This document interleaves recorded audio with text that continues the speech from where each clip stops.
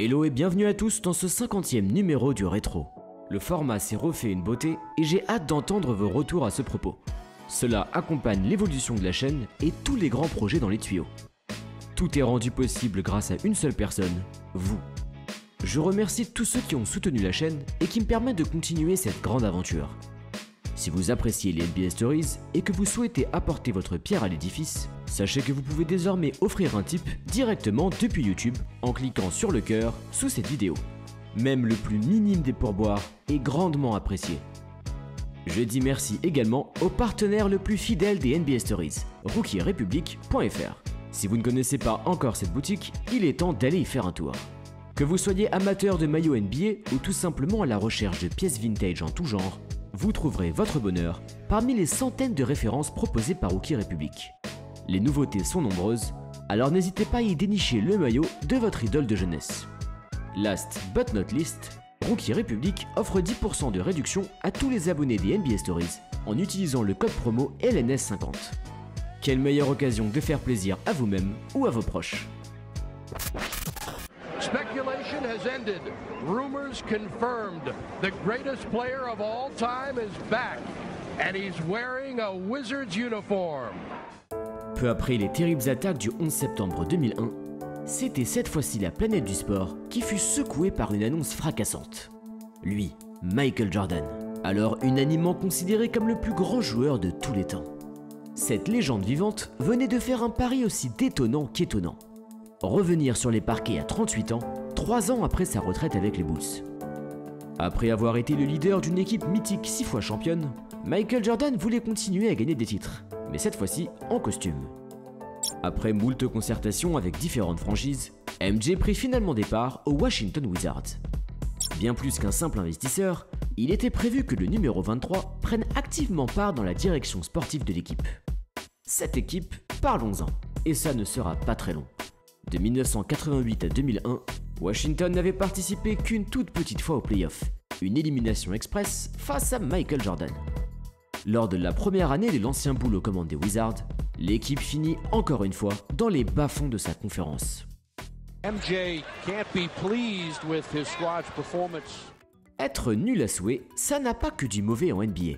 Et oui, les équipes les moins bien classées sont celles qui obtiennent les plus hauts choix de draft, et donc l'occasion de mettre la main sur les meilleurs jeunes du monde. À ce petit jeu, l'équipe de la capitale sortit ô combien gagnante, en raflant ni plus ni moins que le premier choix de la draft 2001. Mais si vous êtes familier des NBA Stories, vous avez sûrement déjà entendu cet adage. Drafter haut, c'est une chose, mais drafter bien, c'en est une autre. Le tournant du nouveau millénaire est considéré comme une période très creuse de l'histoire de la NBA. L'idole Michael Jordan était parti, un lockout sévit, et les audiences télévisées fondaient comme neige au soleil. C'est pourtant dans ce joyeux désordre que Jordan, l'un des plus grands athlètes de l'histoire, devait prouver aux yeux du monde qu'il avait l'étoffe d'un grand dirigeant. The high school kid is the number 5 pick in the NBA draft. Ready or not? That was the big question. Why do you think you are ready for the big transition, the step from high school to the NBA? One reason I think I'm ready is because I work so hard. La draft du lycéen Kevin Garnett en 1995 fut un événement assez marquant de l'histoire de la NBA. Cela n'était pas la première fois qu'un lycéen rejoignait la Grande Ligue sans passer par la case NCAA, mais cet exploit avait été rarissime par le passé. Surtout, Garnett prouva que jeunesse ne rimait pas forcément avec paresse. Motivé et bosseur obstiné, KG fit saliver d'autres franchises, qui n'avaient désormais plus honte de vouloir choisir des joueurs tout juste majeurs. Car un an après Garnett, c'était cette fois-ci les Lakers qui misèrent sur le lycéen Kobe Bryant. Inutile de vous dire que le pari Bryant fut assurément payant pour les Californiens. Sans Garnett donc, probablement pas de Bryant, pas de McGrady et pas de LeBron James en 2003. There's no pressure. There's no pressure at all. I've been getting pressure since I was 10 years old. I don't think there's no pressure for me because I'm doing something that I love to do, and that's play the game of basketball. Garnett, Bryant, James, 3 jeunes prodiges qui partagent des précieux points communs, une maturité hors norme et une imperméabilité à la pression. Mais entre ce triumvirat de légendes se cache un joueur plus fragile, bien plus fragile, un certain Kwame Brown. Kwame Brown is a kid that went through a struggle that the average person would die going through. You know, I went from a homeless shelter. I was one of 8 children, so. Issu d'un milieu défavorisé, Kwame Brown eut un coup de pouce du ciel avec une génétique hors du commun. Grand, puissant et athlétique. Le pivot fit la une des médias américains, en étant largement considéré comme le meilleur lycéen du pays. And then there's Kwame Brown, a tremendous talent, about 6'11", outstanding offensive rebounder. He can really run the court as well. Here he's attacking the glass. He's a very versatile player. He's got great agility and mobility. D'abord prêt à signer avec l'Université de Floride, Brown décida finalement de céder aux sirènes des millions de la NBA. Un article d'USA Today de 2001 mentionne cet échange entre Brown et le coach des Wizards, Doug Collins. « Je vous promets que si vous me draftez, vous ne le regretterez jamais. » Pourtant, dans une interview bien plus récente, Kwame Brown donna sa version des faits, en ayant prononcé des paroles radicalement différentes. « Coach, je ne sais pas si je suis prêt. Si je suis choisi en première position, j'aurai beaucoup trop de pression. Je ne sais pas si je suis prêt pour ça. » Pas du genre à craindre quoi que ce soit, Michael Jordan fut séduit par le très jeune Kwame Brown. C'est donc en ouverture de la draft 2001 que le pivot fut sélectionné. Washington Wizards select Kwame Brown from Gwynn Academy, Brunswick, Georgia. So many people said it's not good for high school players to go right to the NBA. What do you have to say now? I mean, I'm at peace with my decision to go to the NBA, and I'm not responsible for what other people think. Well, obviously, you can see he's a well-educated kid. I think he's done a lot in terms of his basketball capabilities. I think it's up to Doug as well as the Washington Wizards to help this kid develop, and he certainly has the skills. La meilleure façon pour un joueur si jeune d'éclore est à travers un cadre paisible et sans pression. Bref, tout le contraire des Washington Wizards de cette époque. Car peu après la draft de Brown, Michael Jordan décida ni plus ni moins que de prendre les choses à son compte en revenant sur les parquets. Il s'exprima alors en disant « Je crois qu'il n'y a pas meilleure façon de former des jeunes qu'en étant avec eux sur les terrains. S'entraîner ensemble n'est pas suffisant. » Souvent considéré comme un leader d'exception, la récente diffusion du documentaire The Last Dance a ouvert une page plus méconnue de la carrière d'MJ, celle sur son caractère autoritaire, à la limite de la tyrannie. Scottie Pippen, d'humeur belliqueuse en ce moment, s'est lui-même exprimé en ces mots.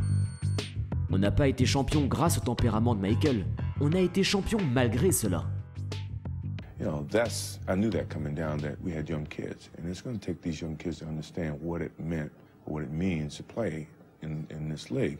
That's part of what my reasons for coming down was to give them the education of being professionals. Chasse naturelle, il revient au galop. Malgré ses belles paroles, quasi paternelles, Jordan reprit son costume de dictateur. La pression était toujours plus lourde sur les épaules du jeune Kwame Brown. Michael Jordan a pris l'un des plus gros risques de sa vie en me draftant en première place. J'ai conscience que si je me plante, je vais abîmer sa réputation. Je sais qu'il ne va pas être tendre avec moi. Gets a nice rest. Kwame Brown in the lane. Finds MJ. Baseline. Jumper. In and out. Kwame Brown the follow. And Kwame. Hamilton with nowhere to go. Now finds Brown for the jumper. Kwame Brown, the rookie. Malgré toute la pression, Kwame Brown fut plutôt bon pour son premier match à domicile, avec 10 points et 4 rebonds. La suite ? Eh bien, le pivot n'inscrivit plus jamais autant de points de toute la saison. C'est simple, l'année rookie de Brown est l'une des plus faibles jamais réalisées par un premier choix de draft. La saison suivante fut un tant soit peu meilleure, avec 7 points par match. Dès ses premières années en NBA, il était clair que Brown n'était pas du tout formé au joug du sport professionnel.